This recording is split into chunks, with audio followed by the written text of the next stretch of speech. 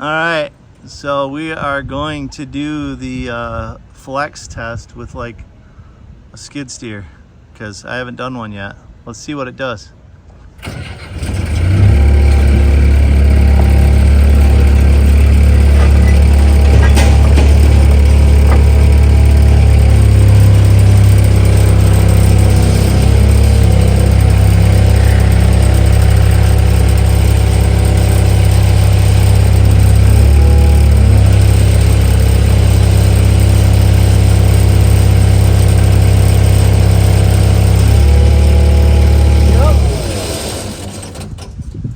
So right there, the back tire was like just starting to lift. That's what I was watching. That's why I stopped. So it's like 35 inches to the bottom of that tire. That's not bad. So it's not bad for, you know, a bunch of junk I cobbled together in my garage at home. Searching for greatness in a sea of the dying and shameless, a sea of the aimless. I don't wanna be one of the nameless. I'ma wake up with the mindset that one day I'm gonna make it, and I don't think I'll be fine if I don't break my limitations. Don't try to stop me, I exist to write my own story. So that one is collapsed all the way, and the driver's side one is extended out quite a ways. You can see the springs do, the bushings in the end of the spring does flex pretty decent, but yeah, kind of neat. I know I did that with Stomper a long time ago, but this is the first time I've been able to do it with this one. So this is why we're hitting this before the bump stop. So I'm gonna need to do a little inner fender butchering and probably trim this front bumper tube up a little bit. The flare is gonna have to come up a little, and then the inner fender is gonna have to get modified up in there to utilize all of the travels. But this is why we do it, so we can learn. So interestingly enough, when measured off the rear, you can get 37 inches back there. So kind of interesting, but yeah. Looks pretty wild.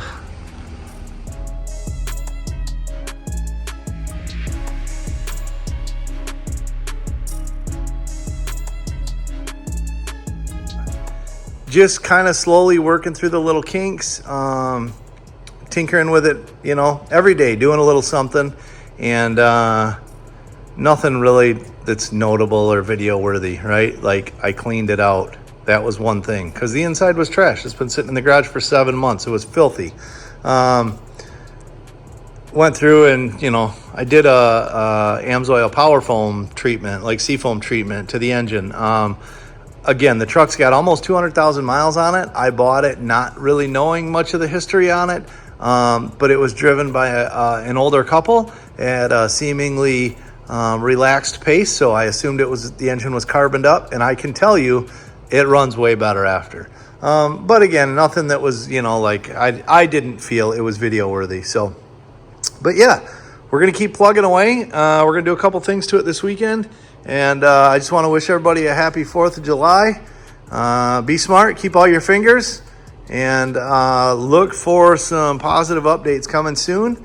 We are going to take this thing on an adventure next week. So I am hoping to drive this thing up across the Mackinac Bridge and disappear into the forest for 4 days next week. So should be cool, should be some good content, and more than anything, some good relaxation time and enjoying the vehicle and my wife's company, since I've been kind of just locked in the barn garage here for the last 7 months. So anyways, appreciate you guys watching, and stay tuned for some more updates coming soon. Okay, so part of what needs to get done is the air compressor for the front air locker. However, I want to mount it in the kitchen sink.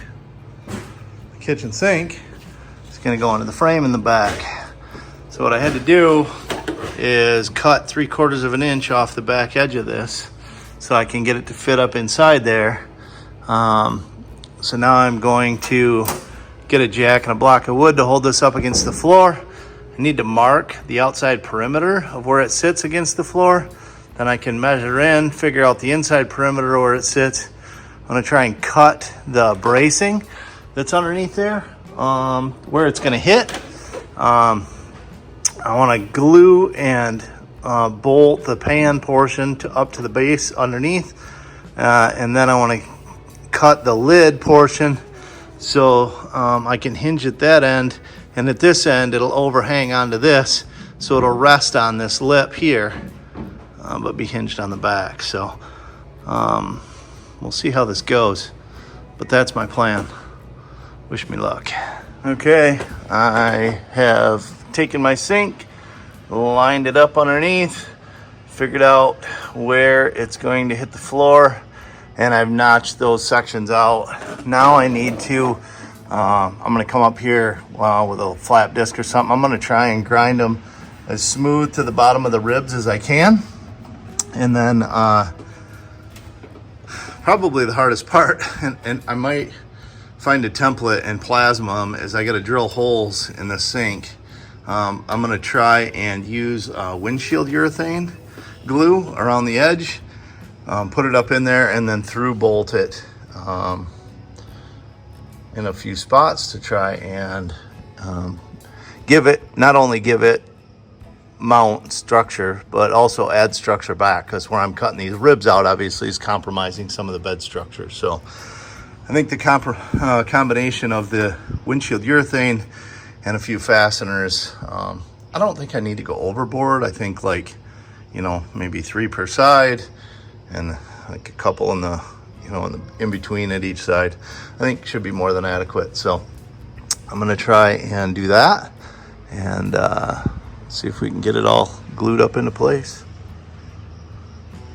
But before that, once I drill these holes, I need to, or plasma or whatever, I need to figure out drilling up through to give me an idea of the inside lip, so that I can cut the door out, the access door out. So yeah, fun. Kind of a neat little project. Hopefully it turns out the way I got it pictured in my brain. Obviously I pre-drilled all the holes first with a smaller bit before I'm gonna step up and drill them at 3/8 of an inch. But okay, so I have drilled through, got my pattern laid out. Now I'm gonna measure inside my holes, mark my lines, and cut out what will be my lid for my storage area. So picked up some galvanized carriage bolts and stuff that we're gonna use to fasten that into place. And then I'm gonna try and take some sealant, that windshield urethane probably, and glue around that as I put it up in there so that it's sealed from the top side. I mean, it's not gonna be weather tight, obviously, because the lid, I've got no way to make that weather tight, but just trying to make it so that I can keep the bulk of the debris out of there. So it's gonna be storage for stuff that, you know, can get dusty anyway. So nothing too super secure, fragile. All right, so I got this crazy idea. I previously worked in like automotive accessory stuff way back when, like over 20 years ago. But we often would cut plastic bed liners to fit fifth wheel rails with a skill saw. And this composite bed material looks like it would lend itself well to that. The skill saw blade's a little longer, should get me a straighter cut as opposed to trying to do it with like a cutoff wheel where it's harder to draw, you know, a straight line with the smaller diameter. So wish me luck. I'm gonna attempt this. So I'm gonna grab a mask and put on. It's kind of like a fiberglass almost stuff. The dust is kind of horrific. So I'm gonna grab one of those and throw on. We're gonna see if we can get this cut. All right, wish me luck.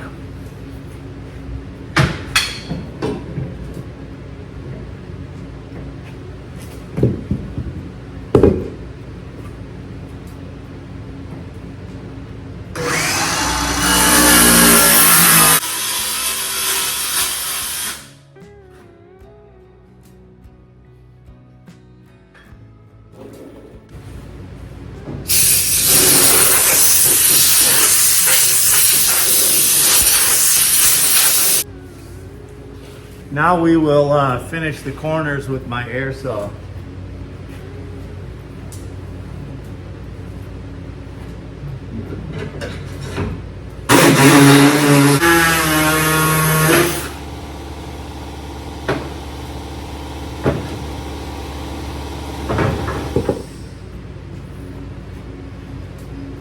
Okay, so that's kind of a big point of no return. That's a pretty good size hole. Hopefully it works like I think it's gonna, or this is gonna be really awkward. I have I put my windshield urethane on the sink, and now I am going to attempt to get it up in there, put a block on the jack and kind of hold it all up while I put the bolts in. So, hopefully I can do this without getting any of that stuff on me. It is nasty, sticky stuff. Got some gloves on. We'll see what happens.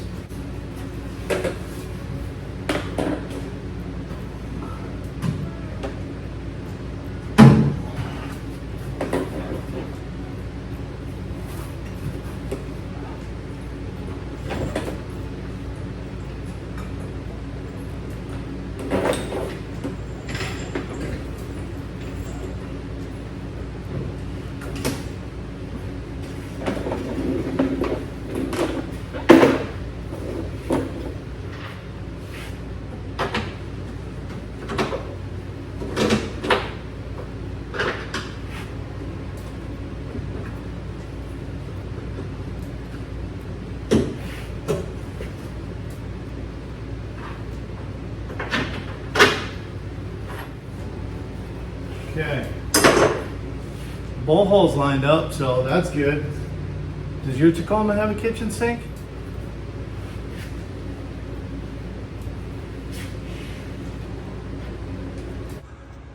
And boom. So I was able to tighten up the carriage bolts, and they sucked into that fiber material kind of like I thought they would. Unfortunately, a couple of them wound up oddly on a rib here, but the top of them is still below the surface and they are tight. So that thing ain't going anywhere. Now I'm gonna go around and take my urethane and see if I can kind of fill in the gap all the way around as much as possible. And then, yeah, maybe I should do the hinges first. I don't know. Anyway, yeah, I gotta hinge the top lid and seal the outer edges. So we're gonna keep chugging away. All right, so this is the cutout section upside down, working on the hinges. So I've notched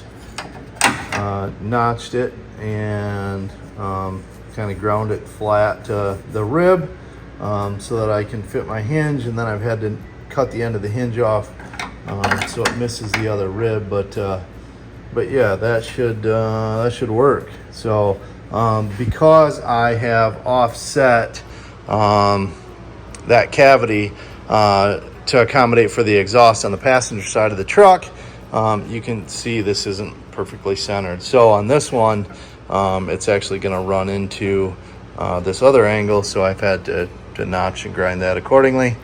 But yeah, so far so good. I'm going to get the hinges fastened to this portion, and then excuse me, try and get it attached to the bedside and see if it's going to work, or if I need to grind it down or anything like that. Time will tell. Find out shortly. And boom, done. So paracord pull handle, lift. We got a trunk in our box. Pretty sweet. I like it. So I left that lip of the original stink there for this to sit on, hinged, pinched the hinges between the stainless sink, put some nuts on there for spacers so the hinge is up against the bottom of the floor section like it's supposed to be. and the 2 bolts are both through the stainless sink. So they go through the floor, the hinge, 2 nuts for spacers through the stainless sink, and it's all sandwiched together. More than strong enough, like I can get in there and push on the floor. Nothing seems to flex in any scary amount. So yeah, super awesome, super cool. Can't believe how well that actually worked out. So the hang underneath, you can see just a little bit, maybe a couple inches below the bottom of the frame itself, if that. Not worried about it, really. I don't think that, at least for now, I don't plan to do anything crazy enough with this thing that I'm going to be dragging that across to anything. So if we get to the point where we are, maybe we'll build a little skid plate for it. But for now, I am happy. So on to the next thing, which is going to be getting the air compressor mounted in our new trunk. So we get the air compressor and tank that's going to go in here, and we got to plumb the air locker for the front and do some diff vents for the axles and sway bars and lots of stuff to get done. Better keep moving. Okay, so just like this, lift it, another piece of paracord and a couple of holes. Now we got a lid that holds itself up at that angle, and you can just easily grab the paracord or reach up and grab the top, but grab the paracord, boom, pull it down. Pretty slick. I like it. All right, I better get to work on that compressor. All right, next step accomplished, which was mounting the air compressor and tank. Got the wires routed out through the hole, grommeted. That stuff's all bolted in. Now to run those wires and the air line to the front and see if we can make some connections up there. All right, so pretty successful day. Got the compressor done, the trunk done, and the air locker switch, that's all wired up. So I actually put the valve underneath the driver's seat. I ran the air hose in here and then back out to the front diff. Put the valve inside, hopefully keep it out of moisture and stuff. So yeah, so quite a bit of messing around today, but excuse me, I feel like I got quite a bit accomplished. Got the differential breather vents done. So next up, drive shaft. So after watching other videos, I'm going to take the stock drive shaft, split it, sleeve it the length I need, and then I've got the sway bar. So in order to make the sway bar work, I would have to cut this section right here and make it longer. I know that would change the leverage and how much it's going to work, but it's the only way I can make anything work. So, and I figure some is better than nothing. So I'm going to go ahead and try and do that tomorrow, modify this, see if I can get a sway bar on the front and a drive shaft in the front tomorrow. But there's a car show and a craft show. Maybe we won't get it done. I don't know. We'll see. But hopefully we'll get this thing out and enjoy it some more.